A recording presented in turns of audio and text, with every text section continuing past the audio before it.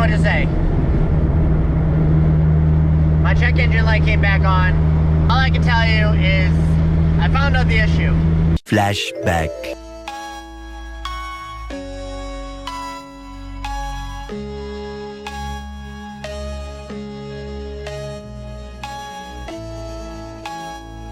Oh, we could take a better look.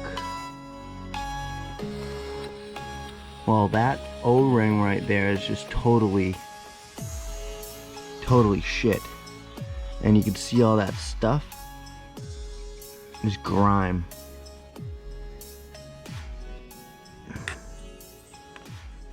This one just bursted out with fuel when I pulled it out of the intake manifold. That's why it's all wet right there. It's all fuel. All these O-rings look like crap. Well, we're just gonna go ahead and take off the clip. I'm missing 2 metal clips. I don't know where they are. These things were brand new before I, here. They were brand new. I had all of them. So I don't know where the f they went. You guys can see. Dirty as a motherfucker. Now that's the injector, you guys. This is cylinder number 4, closest to the throttle body. I really wanted to show you guys what I found in there. Now, the quality of the photo and the video, it all depends on how far I zoom, but all that is built up. End of flashback.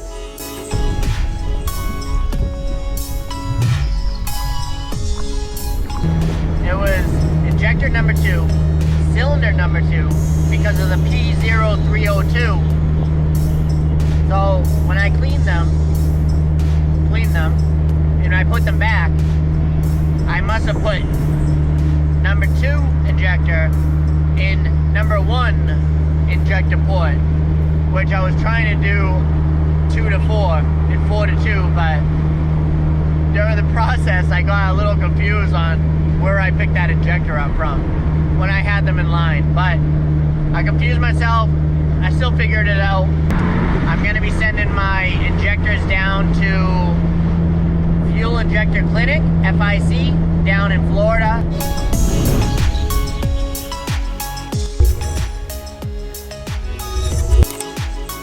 I'm gonna go ahead and take the fuel injector cover off, the rail, the lines, take the injectors out, box them up, ship them, and I'll update you guys next.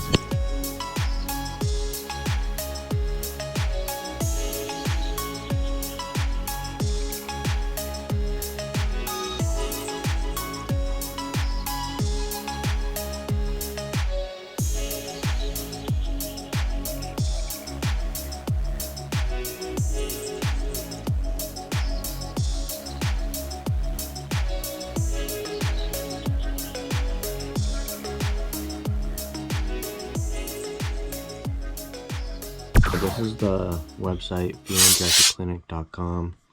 Fuel injector cleaning. Come down here. You have this. You gotta click on. You gotta print this. You gotta fill it out, and you gotta ship it in. And then they're gonna have a flow sheet of before and after cleaning. I'm gonna go ahead and print this up, fill it out, and shove it into my package. Hopefully, I have some clean 1200cc injectors with no issues, because I believe I just have one issue. Hopefully. Fingers crossed.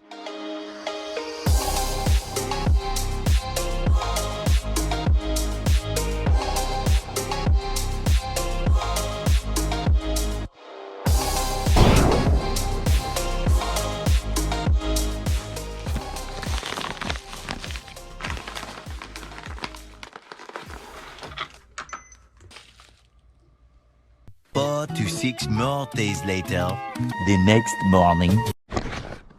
So this is my original one. You can see Daimler Chrysler.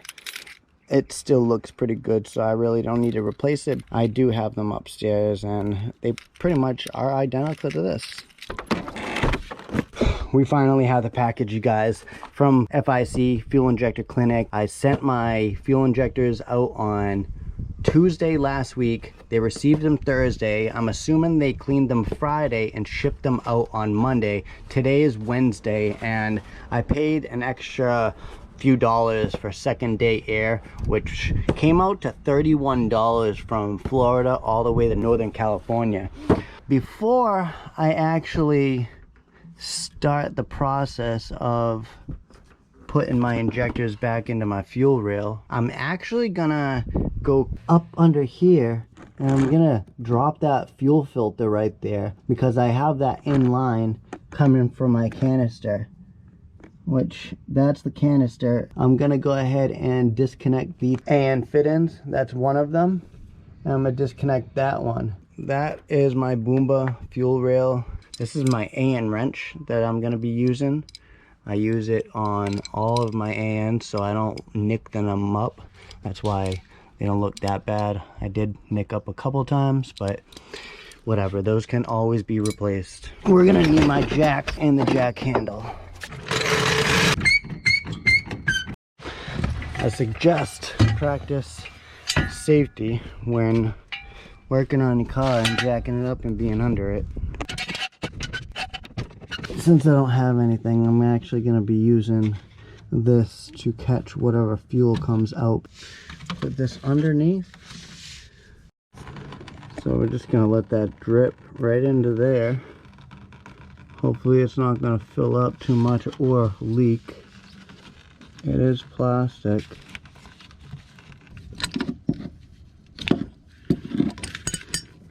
Screw this off.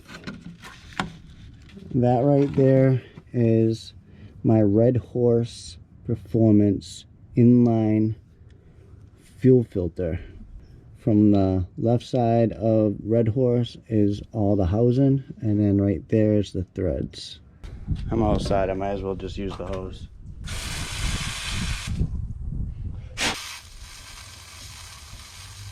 Now, my personal opinion is it's crucial to go ahead and clean all this stuff up. Make sure it's completely dry before putting it back together and before you install brand new or freshly cleaned injectors, because you don't want that stuff passing through this. Now, hypothetically, what if this screen was really bad and it was clogged or it had a hole in it? I would have just messed up my injectors all over again.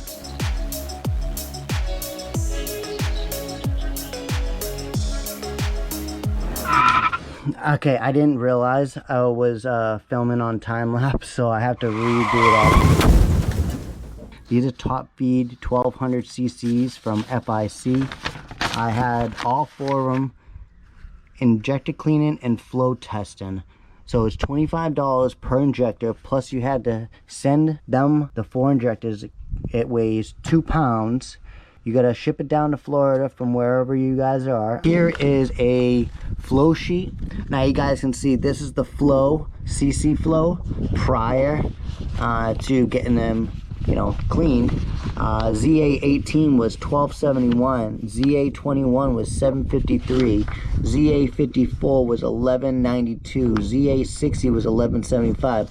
All of them besides ZA18 is flowing under. So I don't know why ZA18 is flowing at 71, because when it came back after cleaning, it's at 1214, ZA18. ZA21 was at 753, ZA21 is now sitting at 1218. ZA54 is sitting at 1200 cc's, which was at 1192, not that far off from the 1200. ZA60, 1175, 25 cc's off of the 1200 that it's at now. When I was in Washington State, I went to Renegade Speedway. My gas tank melted, and Chris May, 509 Firecracker, saved me with a spare tank. We dumped the fuel that we had left in the melted tank, and I didn't realize there was a lot of sand in there. So I can understand why my injectors need to be clean. If you guys are having P0300, P0301, P0302, 303, etc., it's most likely you're having a misfire. It could be a coil pack, it could be a wire, it could be a spark plug, or it could be a clogged injector. This is one of my coil packs. I offered those on my website, so if you guys are interested in one, link in the description. After I replaced the Gretatelli wires in the coil pack from Modern Performance, that's when I ended up having a P0300 code along with the P0304 code, meaning cylinder number 4 all the way back here. If you guys have never cleaned your injectors, they do get clogged because fuel is not always clean, and your gas tank might get sediments or might even have sediments in there. Every time you guys are dropping the tank, taking the canister out, you guys are getting particles from the air or whatever you get picked up because, you know, you're moving dust around and dirt, etc. Wherever you're working, maybe clean, maybe dirty. I try to keep my engine bay and my work space really clean because of my job and background of becoming a sterile processing tech 15 years ago. So I'm a little OCD and meticulous. You guys can see she's a little dirty, but that's because it was sitting down at Caesar's shop. They sent me my black and blue O-rings back, but they also sent me some brown ones. So I have 4 black ones, 4 blue OEM ones, and the black ones are from the FIC, which you guys can see they did replace my injectors with brand new O-rings, and I'm astonished, and I appreciate that FIC. You know, anybody that's going to get your injectors cleaned out, definitely send in your 8 O-rings so they can go ahead and try using them. They send them back like this. I'm assuming they're trying to tell you just to go ahead and use the ones that are on there. I'm just going to go ahead and install them.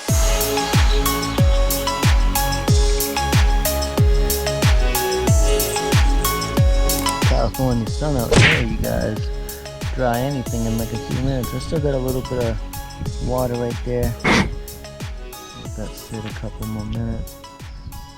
I'm just gonna go ahead and check everything, put it all back together, and start her up.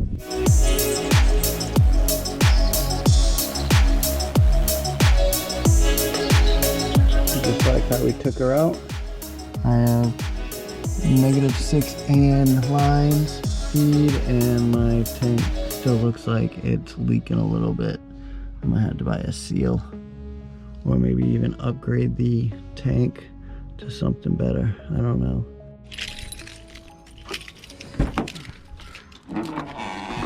Just gonna go up here and double check everything. We have the vacuum line going to the fuel pressure regulator. You have the return. I know I tightened that. I know I tightened the Allens. I know I tightened the feed and the AN line going to the catch can. I know that one's tight. That one is because I haven't loosened any. I don't think I disassembled anything else. There really is nothing else to disassemble. Right here is my middle console because I haven't cleaned it in a long time. So that's my plan after I get this thing started. Now, because we disassembled everything and the fuel ended up coming out of the feed line, we got to go ahead and prime the system a few times. This is pretty much to let everything circulate and have fuel, because you do not want to start it without fuel. Obviously you can't, but so that's either 3 or number 4. What I was doing was just checking to see if I had fuel pressure going to the rail. And we're just gonna do it one more time. I got my tender battery thing on there. It's been on there for quite a few days.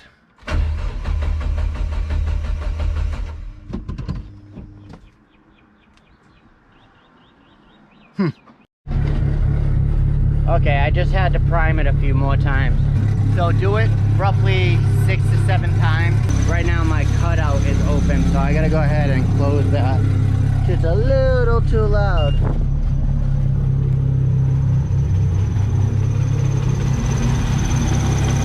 And I know, you guys, I will change that air filter eventually. Sitting at 48. Here we go, you guys. So I'm gonna let her warm up, get everything that out of the way, and clean up a little bit because I'm gonna also bring her to the car wash, clean her there a couple times. Maybe even soak her here before I do, but I want to drive her for a little while, see if I get any check engine lights. Right now, I don't think I have any. Yeah, I don't. That's what's up.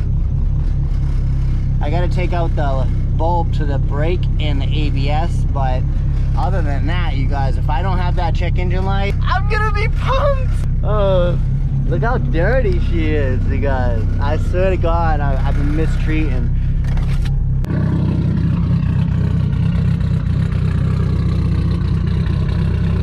I'm sitting at 3,206 miles, 0.9.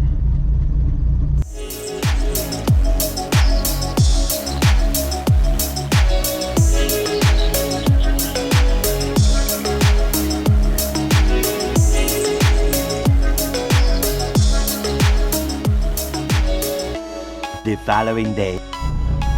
I had a rough start this morning, and after it did start, it chimed on me and started blinking the check engine light. Ricardo told me to go ahead and pull my ASD or take the terminals off the battery so the trim can go ahead and reset. So don't forget to do that too. 8 hours later. You got the ASD relay and the ASD fuse. You can see here's the fuse, which is a 20, and you got the relay. A little longer than a few minutes later.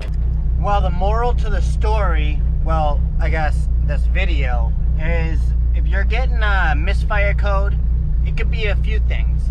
Your coil pack, your wires, your spark plugs, your fuel injectors, alright? There may be others, but I tackled those, and I replaced the coil pack, I replaced the wires, I had replacement spark plugs already in there. I checked the gap, they were at 0.028. I'm good there. And then I had Ricardo a few days prior to doing all that work said clean the injectors. So thank you, Rick Fab, thank you, Ricardo, you saved me again. Now I can finish tuning with Chris Zielinski, you guys, and hopefully soon enough I'll be able to have that 420, 500 mark, but we don't know, you guys, until I actually hit the dyno. You guys, if you guys are not subscribed to my other channel, SkittleFabs Travels, just look it up, you'll find it. I'm so pumped, you guys. I don't have a check engine light. I can't even wait, dude, to this. I gotta put this thing like pedal to the floor, full wide open throttle, so I can give Chris Zielinski player3_ performance. Go check him out on Instagram. He is my email tuner. He does stuff up in Canada. I think it's Alberta. Don't hold me to it, but I'm wicked bad with the Canadian states. And but yo, if you guys are getting the P0300 misfire code or any misfire code in the cylinders while driving, or even having the check engine light flashing while driving, send out your fuel injectors. Now, if you have other codes, clear those, figure those out before you go ahead and actually start tuning again. Hopefully you guys can tackle it, figure it out. Be easy, guys, and stay tuned. Subscribe if you're new, and leave a thumbs up. It helps the analytics. Go check out my new website, shopskittlefabs.com. And until next time, guys, be easy, stay tuned. Peace!